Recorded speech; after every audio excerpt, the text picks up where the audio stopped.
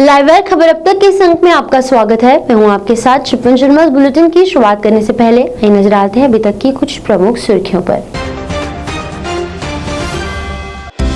उपराज्यपाल मनोज सिन्हा ने मृत राष्ट्रीय स्वास्थ्य मिशन कर्मचारियों के परिजनों को दी 10 लाख की अनुग्रह राशि। स्वास्थ्य कर्मियों के प्रति व्यक्त की कृतज्ञता।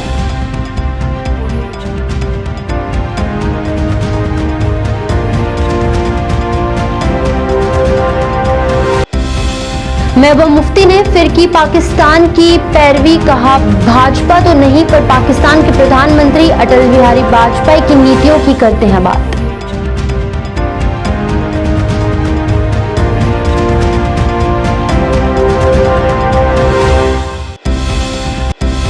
उमर अब्दुल्ला ने नए भूमि कानून को वापस करने की कही बात। कहा, पहले हालातों में लाए सुधार, फिर कानूनों में करें बदलाव।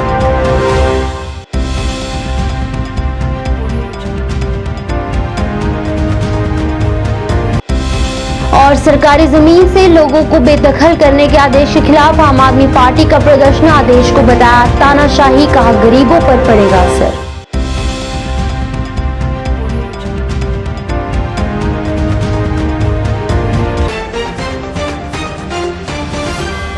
अब समाचार विस्तार से। राष्ट्रीय स्वास्थ्य मिशन द्वारा आज एक कार्यक्रम का आयोजन किया गया। इस मौके पर उपराज्यपाल मनोज सिन्हा ने प्रत्येक मृतक राष्ट्रीय स्वास्थ्य मिशन कर्मचारियों के परिजनों को 10 लाख रुपए का अनुग्रह राशि का चेक सौंपा। एलजी मनोज सिन्हा ने कहा कि लोगों की सेवा करने के लिए उनके समर्पण और प्रतिबद्धता के लिए एनएचएम के परिवारों और स्वास्थ्य कर्मियों के प्रति उनकी गहरी कृतज्ञता है। कार्यक्रम में राष्ट्रीय स्वास्थ्य मिशन के निदेशक भूपेंद्र कुमार और अन्य गणमान्य लोग मौजूद रहे। जो 3 तरीके से इस कॉर्पस फंड से हम सहायता प्रदान करते हैं। पहली सहायता उन लोगों को मिलती है जिनके परिजन जो हमारे कर्मचारी थी उनकी मृत्यु हो जाती है, तो उनको 10 लाख रुपए की सहायता इस कॉर्पस फंड से मिलती है। दूसरे, कोई ऐसे हमारे कर्मचारी जो किसी क्रिटिकल हेल्थ कंडीशन से जूझ रहे हैं, उनको 3 लाख तक की सहायता हम इस कॉर्पस फंड से प्रदान करते हैं। तीसरा, कोई हमारा ऐसा साथी जिसको परमानेंट डिसेबिलिटी हो जाती है या पार्शियल डिसेबिलिटी हो जाती है, तो उनको भी 5 लाख तक की सहायता दी जाती है। और तब से इन लोगों ने इस पर काम शुरू किया। भारत सरकार की सहायता से, जम्मू कश्मीर प्रशासन और आप सबके सहयोग से आज एक कॉर्पस बन सका है, जिसके कारण भूपेन ने बताया है। उसके विस्तार में मैं नहीं जाना चाहता हूं, लेकिन का परिवारों को एक सोशल सिक्योरिटी देने का एक नया प्रयास प्रारंभ हुआ है। कर्मियों के परिजनों के प्रति हृदय से कृतज्ञता ज्ञापित करता हूं और उन्हें भरोसा देता हूं कि प्रशासन पूरी जिम्मेदारी से अपने कर्तव्यों का भविष्य में भी निर्वहन करेगा और आपके सुख दुख में शामिल रहने की सदैव चेष्टा करेगा। प्रधानमंत्री जी के कारण 2 नए एम्स जम्मू कश्मीर को मिले। जम्मू का लगभग बन करके तैयार है। तीसरे वर्ष के 3rd ईयर के विद्यार्थी पढ़ रहे हैं। अवंतीपुरा का काम भी तेज गति से चल रहा है।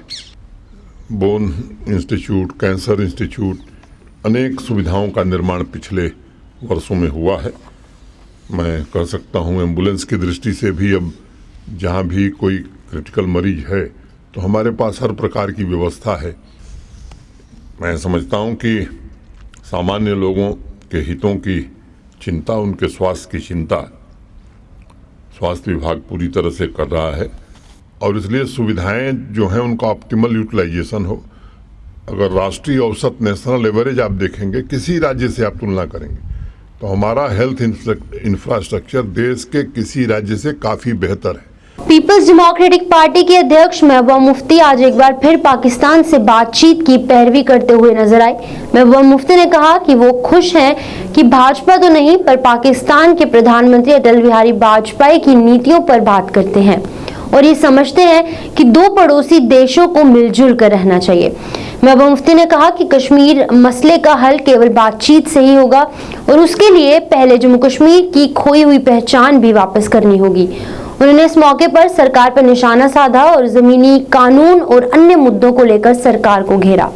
देखिए, आई एम हैप्पी कि बीजेपी तो नहीं, पर कम से कम पाकिस्तान के जो प्राइम मिनिस्टर हैं वो वाजपेयी जी की जो पॉलिसी रही है डायलॉग एंड रिकन्सिलिएशन, यानी दो हमसाया को कैसे किस तरह से मिलजुल के रहना चाहिए, और उसके साथ साथ मसले कश्मीर के हल के हवाले से भी डायलॉग प्रोसेस की बात करते थे वाजपेयी जी। तो ये अच्छी बात है कि कम से कम जो हमारा हमसाया मुल्क पाकिस्तान इस बात को समझता है, बीजेपी वाले इस पॉलिसी को नेगेट करते हैं, बल्कि जो जम्मू कश्मीर, जो हम जैसी जमातें जम्मू कश्मीर का जो स्पेशल स्टेटस है उसके इर्द गिर्द जम्मू कश्मीर का एक सोल्यूशन चाहते थे, उसको भी बीजेपी ने अंडू करके, उसको भी स्क्रैप करके अनकॉन्स्टिट्यूशनली इस मसले को और ज़्यादा पेचीदा किया है। तो मेरा ये है कि जो स्टार्टिंग पॉइंट होगा मसले कश्मीर के रिकन्सिलिएशन का, डायलॉग का, that has to be with restoration of whatever has been taken away from the state. वो तो खैर मुझे वो नहीं मालूम उनने क्या कहा, पर हमारा ये मानना है, जम्मू कश्मीर के लोगों का ये मानना है कि हमने जो मुल्क के साथ हाथ मिलाया है कुछ बुनियादों पे कि हम दोनों जो है एक सेकुलरिज्म में यकीन रखते हैं, और हमने भी यहाँ जो उस वक़्त यहाँ महाराजा का राज था उसके ख़िलाफ़ एक जमहूरी निज़ाम कायम करने के लिए बहुत लंबी लड़ाई लड़ी।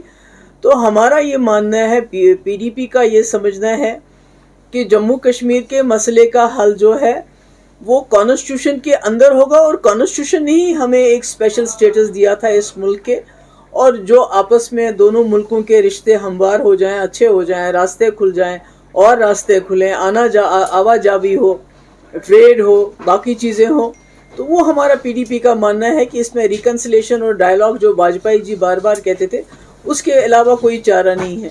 देखिए, मैंने पहले भी कहा है कि जब भी कोई कानून बनते हैं वो लोगों की वेलफेयर के लिए बनते हैं, भलाई के लिए बनते हैं, पर जहाँ जम्मू कश्मीर में हम देख रहे हैं 2019 के बाद जितने भी कानून यहाँ लाए गए हैं, दे हैव बीन, उनको हथियार की तरह इस्तेमाल किया जाता है यहाँ के लोगों के खिलाफ।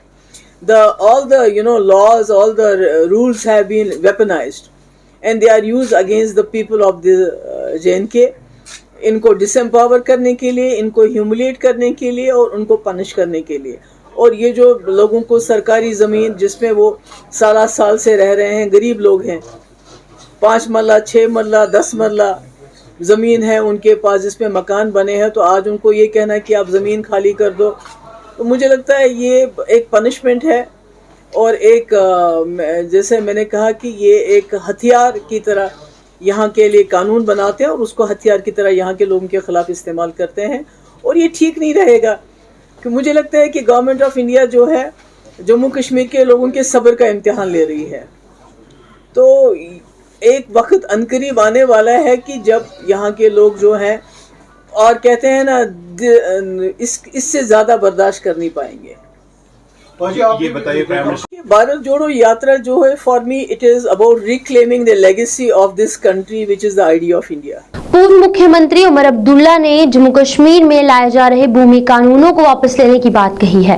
उमर अब्दुल्ला ने कहा कि ये कानून जनविरोधी है और सरकार को जल्द ही इन्हें वापस लेना चाहिए। उमर अब्दुल्ला ने कहा कि इस समय जम्मू कश्मीर में जिस तरह के हालात बने हैं, ऐसे में सरकार को पहले हालात सुधारने की तरफ ध्यान देना चाहिए, न कि कानूनों में बदलाव लाने का। उमर अब्दुल्ला ने इस मौके पर अन्य भी मुद्दों को लेकर सरकार पर निशाना साधा। किसी ने लिया, वो जम्मू के गरीब जो किसान हैं उन्होंने लिया, उन्होंने लीज ज़मीन को फ्री होल्ड ज़मीन में तब्दील करने का काम किया। उनकी अगर ज़मीनें छीनी गई तो उनका मुस्तकबिल जो है, उनका फ्यूचर जो है, उसके साथ एक बहुत बड़ा धोखा होगा। और हमें लगता है कि इस पे हुकूमत को बहुत संजीदगी से दोबारा सोचना चाहिए। जहाँ तक स्टेट लैंड का सवाल है, देखिए ना, आप एक स्कीम के तहत जहाँ जहाँ नाजायज़ कब्ज़ा स्टेट लैंड का हुआ है, अगर ये आप साबित कर रहे हैं कि नाजायज़ कब्ज़ा है और आप वो खाली करना चाहते हैं और इसमें आम लोगों को कोई तकलीफ़ नहीं होगी, करिए ना। लेकिन जहाँ तक मुझे लगता है ये सब कुछ किया जा रहा है सिर्फ लोगों को तंग करने के लिए, क्योंकि हालात को तो ये दुरुस्त कर नहीं सके। हालात कितने ज़्यादा ख़राब हैं वो रजौरी से पता चला। हालात कितने ख़राब हैं वो इस बात से पता चल रहा है कि अब VDCs को नए नए हथियार दिए जा रहे हैं।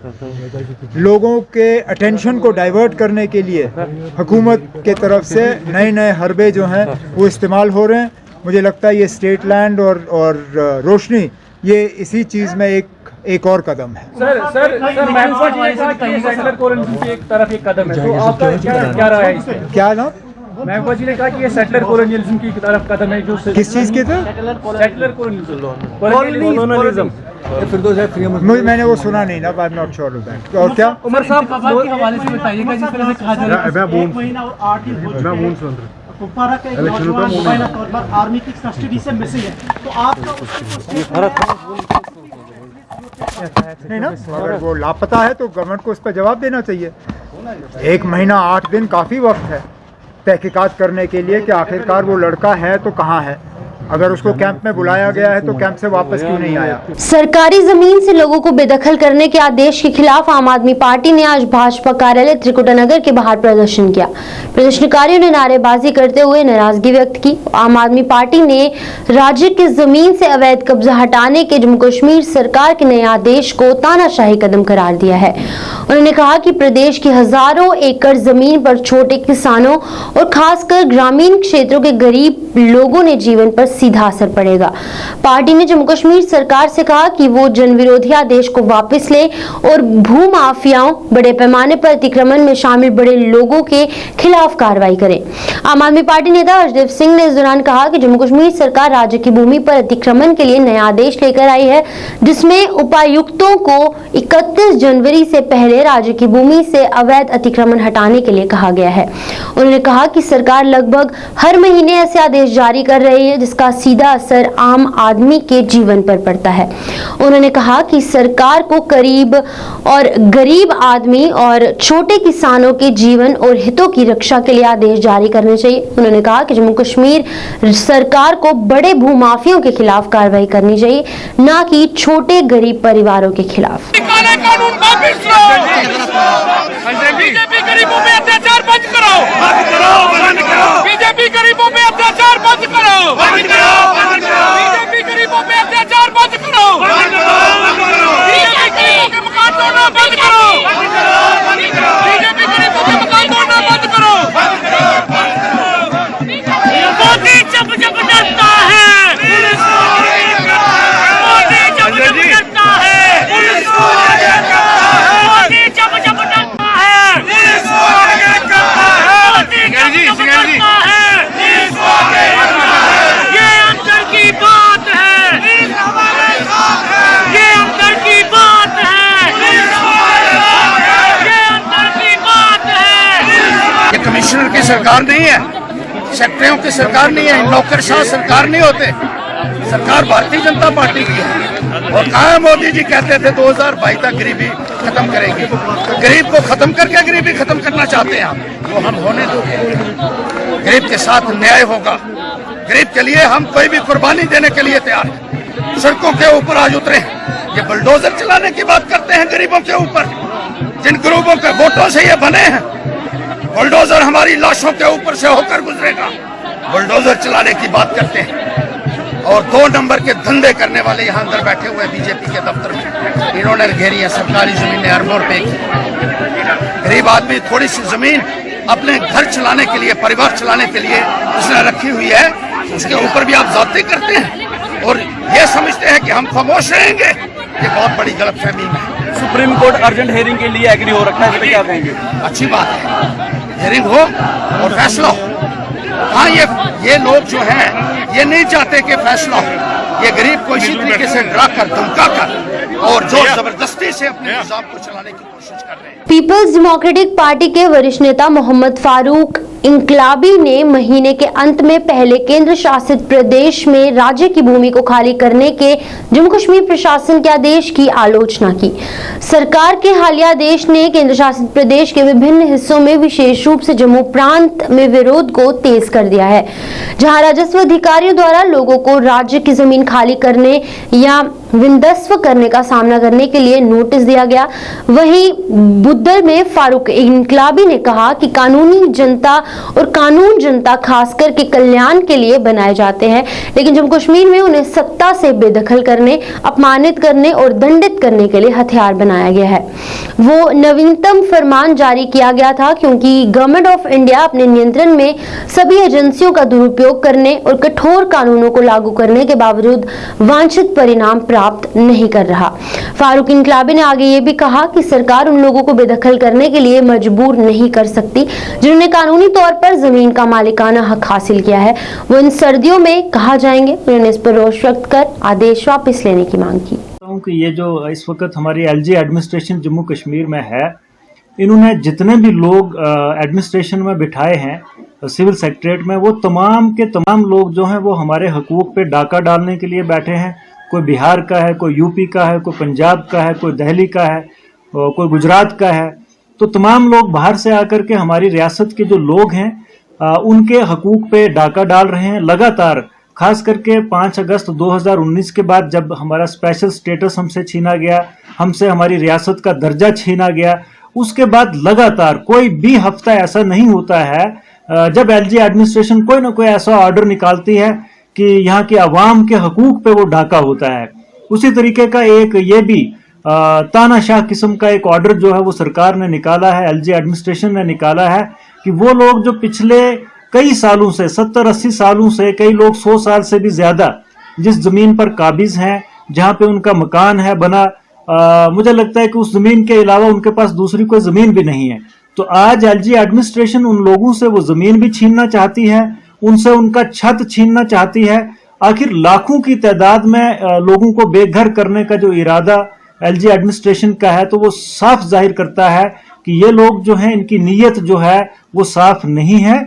इनकी नीयत जो है वो बिहार से, यूपी से, गुजरात से लोगों को ला के हमारी जमीनों पर बिठाने की नीयत है, जो हम किसी भी सूरत में इनकी नीयत को, इनके जो मिशन को कामयाब नहीं होने देंगे। कल राजौरी में भी जम्मू कश्मीर के जो हमारी जितनी भी पॉलिटिकल पार्टीज हैं, ऑल पॉलिटिकल पार्टीज की एक कोऑर्डिनेशन कमेटी तश्कील दी गई है कि हम सरकार के एडमिनिस्ट्रेशन के इस फैसले के खिलाफ जो है वो लड़ेंगे और हम अपनी 1 इंच जमीन भी जो है इसमें से किसी बाहर के शख्स को नहीं देने देंगे। जो एलजी एडमिनिस्ट्रेशन का जो मिशन है, हम उनके मिशन के खिलाफ जो है पूरे तरीके के साथ लड़ाई लड़ेंगे। और मेरी तमाम लोगों से भी अपील है, पूरी रियासत के लोगों से मैं गुजारिश करता हूं कि सियासत से, जात पात से ऊपर उठ करके आप दूर अंदेशी का मुजाहिरा करें। आप देखें कि 2019 के बाद एलजी एडमिनिस्ट्रेशन और खास करके भारतीय जनता पार्टी के लोग जम्मू कश्मीर की आवाम के साथ किस तरीके का खिलवाड़ कर रहे हैं, और इससे आपको समझ में आ जाना चाहिए कि आने वाले टाइम में इन लोगों का मिशन क्या है। इन लोगों ने जमीनें हमसे छीननी है, रोजगार इन्होंने हमसे पहले ही छीन लिया है, रियासत का दर्जा छीन लिया, स्पेशल स्टेटस छीन लिया, और लास्ट में हमारे पास एक छत बची थी कि दिन को हम मजदूरी करते हैं, शाम को अपने घर जाते हैं, और आखिर में हमसे वो छत भी जो है भारतीय जनता पार्टी की लीडरशिप जो है, एलजी एडमिनिस्ट्रेशन जो है वो छीनना चाहती है। जम्मू कश्मीर सरकार द्वारा जारी किए गए सरकारी जमीन खाली करने के आदेश के खिलाफ एडवोकेट राजेंद्र प्रसाद शर्मा, वरिष्ठ नेता डेमोक्रेटिक आजाद पार्टी द्वारा भी विरोध जताया गया। इस दौरान इस आदेश को जन विरोधी बताया गया और इसे वापस लेने की मांग की गई।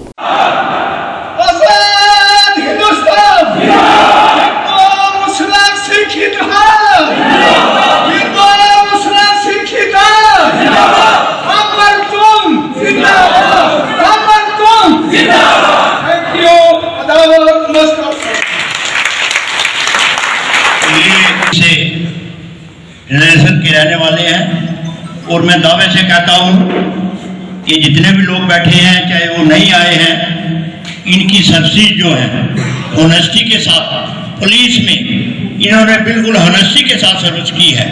तो मैं कहता हूं कि जो हॉनेस्ट लोग हैं, जो सच्चे लोग हैं, ईमानदार लोग हैं, हिंदू मुस्लिम सिख इताद को आगे चलाने वाले लोग हैं, वो इकट्ठे हो जाएंगे।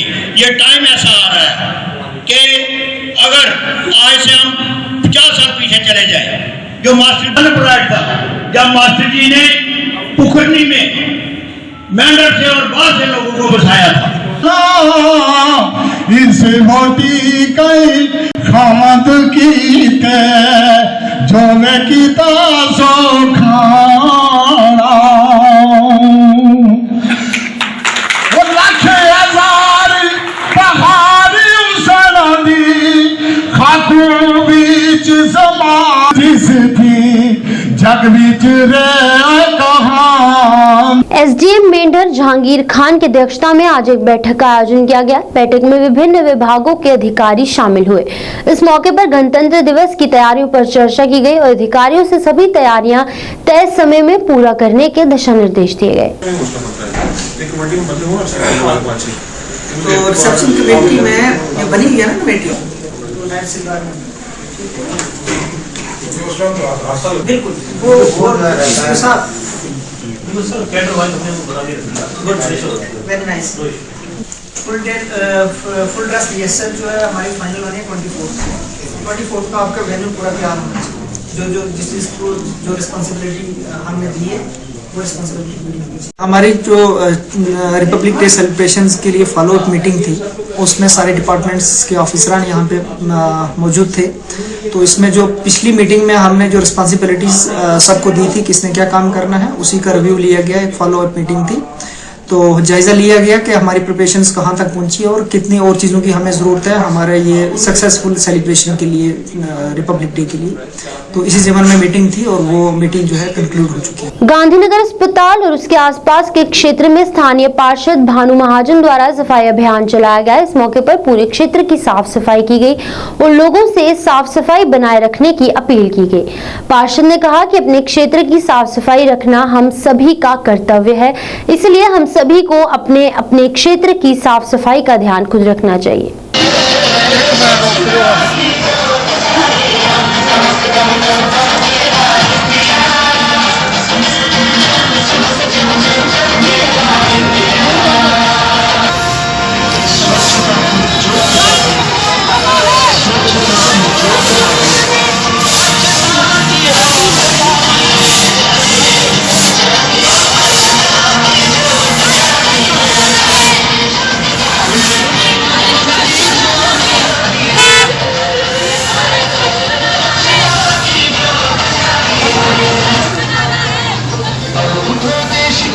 योगराज जी के साथ मिलकर government hospital Gandhinagar in collaboration with ward number 21 Gandhinagar आज हमने वार्ड में एक सैनिटेशन ड्राइव रखी जिसमें हमारा मुख्य जो आज फोकस था वो in and around the hospital था। और आज बड़ी खुशी से आप सब देख सकते हैं कि किस तरह बढ़ चढ़ के हमारे यहाँ के गवर्नमेंट स्कूल्स, हमारे यहाँ के प्राइवेट स्कूल्स, हमारे यहाँ के रेजिडेंट्स, सारे डॉक्टर्स, सारे पैरामेडिकल स्टाफ, स्टूडेंट्स, सब ने और खास करके हॉस्पिटल के सारे एक एक मेंबर ने इसमें पार्टिसिपेट किया। जैसे डॉक्टर साहब ने बताया पूरे हॉस्पिटल के इन एंड अराउंड हमने मार्केट एसोसिएशंस का भी सहयोग लिया और आज सबने एक ही नारा लगाया कि हमने जो है अपना एरिया स्वच्छ रखना है। आप जानते हैं कि हॉस्पिटल तो एक दूसरा मंदिर का रूप कहा जाता है, इसे डॉक्टर्स को भगवान का दूसरा रूप कहा जाता है। तो जेएमसी और हमारा गवर्नमेंट हॉस्पिटल गांधीनगर मिलके आज ये जो स्वच्छता ड्राइव हमने की, हम ईश्वर के चरणों में यही प्रार्थना करते हैं कि इसी तरह हम सबकी बुद्धि विवेक को और बढ़ाएं और हम सब मिलकर सही देशवासी होने का जो है वो प्रमाण दें और स्वच्छता का हमेशा ध्यान रखें।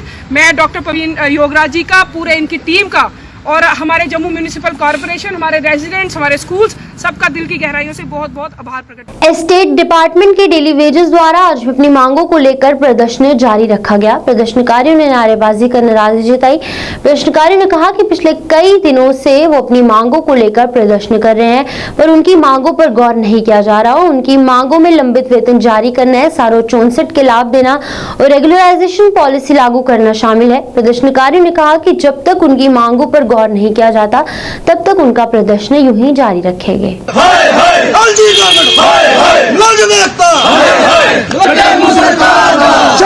हड़ताल दा साडा हक नहीं देना ते।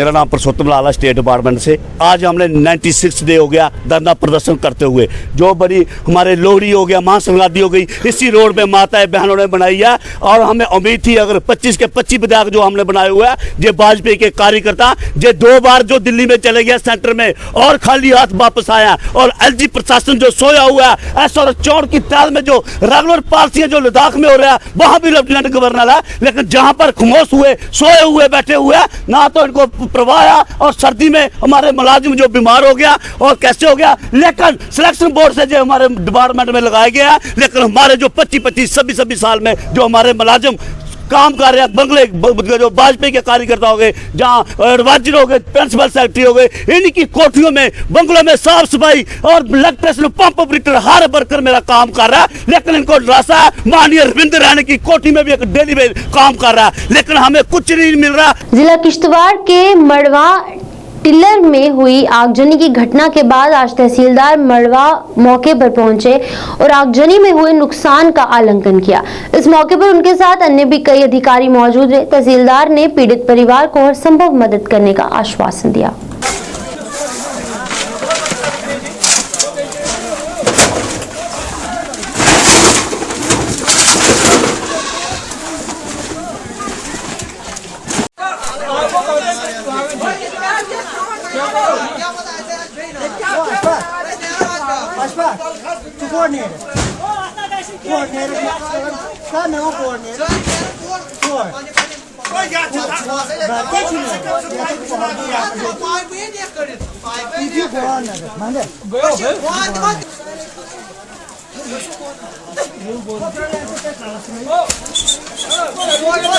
दुखी वाक़ा जो है रोनमा हुआ है तिल्लर में। यहाँ पे एक रेजिडेंशियल मकान जो है वो जल गया है। इब्तदाई जो रिपोर्ट मसूल हुई है उसके मुताबिक एक सोलर बैटरी जो है वो ब्रस्ट हो गई और उसकी वजह से गुलाम मोहम्मद नामी एक शख्स का जो है मकान जो है जल गया है, जिसमें 10 से 15 दिन पहले जो है शादी हुई थी। मकान में बहुत ज़्यादा साजो सामान भी था, तो सारा जल के जो है राख हो गया है। जो ही हमें इतला मिली, एसएचओ साहब मेरे हमरा और हम मौके पे पहुंच गए थे। इमीडिएटली हमने जो है डीसी साहब को भी और हायर अथॉरिटी को इस मामले में इन्फॉर्म भी किया है। गांव के लोगों ने बहुत ही सब्र से काम लिया और बहुत मेहनत से काम लिया कि वक्त पे पहुंच गए। पानी वगैरह इस्तेमाल के कम से कम इतना रहा कि दूसरे किसी घर को आग नहीं लगी है। तो बहुत ही ये दुखद वाक़ा है। रेड क्रॉस के तहत तहसील हेडक्वार्टर पे जो सामान है वर्दी डिप्टी कमिश्नर साहब और एसडीएम साहब की डायरेक्शन पे वो हम कल इनको इशू करेंगे। इसके अलावा एसडीआरएफ नाम्स के तहत जो है केस बना के हायर अथॉरिटी को रिकमेंड करेंगे ताकि इसमें मुआवजा वगैरह मिल सके। इसके अलावा मैं यहाँ के मुअज़्ज़िन से ये गुजारिश करूँगा कि आप घास वगैरह जो घरों के नज़दीक जमा करते हैं, बराए मेहरबानी ये घास जो है दूर जमा करें, क्योंकि सूखे घास को जब आग लगेगी, यहाँ घर जो है बहुत नज़दीक होते हैं, उससे पूरे महल्ले गाँव को आग लगने का हादसा रहता है। तो मैं मुअज़्ज़िन से ये पुरजोर अपील करता हूं कि कम से कम घास को जो है वो अपने घरों से दूर जो है जमा रखा करें। लाइव खबर अब तक के इस अंक में फिलहाल इतना ही। मुझे दीजिए इजाजत। आप देखते रहिए लाइव न्यूज। नमस्कार।